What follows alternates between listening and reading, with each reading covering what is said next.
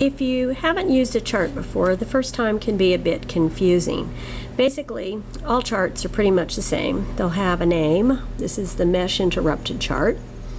They'll have a legend. The legend is going to tell you what the symbols on the chart mean, and their abbreviations. The definition of those abbreviations are found in the pattern, or if they're a very common pattern abbreviation like these: knit, knit two together, yarn over, knit on right side, knit, purl on wrong side.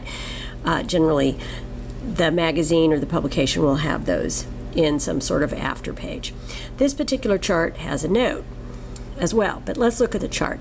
The chart is a grid, and the rows are numbered. And because this is a chart that's worked flat, the odd numbers are on the right side of the chart, and the even numbers are on the left. If this were a round chart or a chart for something in the round, it would be numbered on this side. Then the columns are numbered. These correspond to the knit stitches on your needle. Now, when you use a chart, you work from the right to the left, and if you're always in the round, then you would go back and back. But if you are working flat, you generally go back from left to right, and that's why the numbers are over there. Now, in this particular chart, I have marked off a section that's dark, and that's what this note refers to.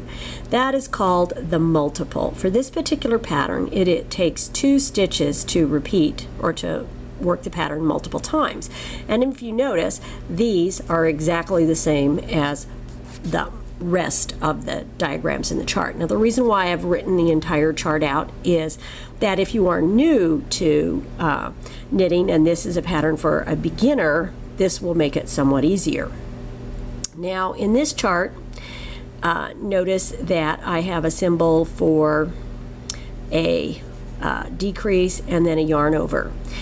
And the yarn over, this confuses some folks. It looks like you're doing something above a stitch because it's in a little grid, but it is always going to have some sort of decrease there, and the decreases take 2 stitches. So you do your decrease, and then you work the yarn over between the 2 stitches. And I'm going to be showing that in another video, how to work yarn overs. And so there we have our chart.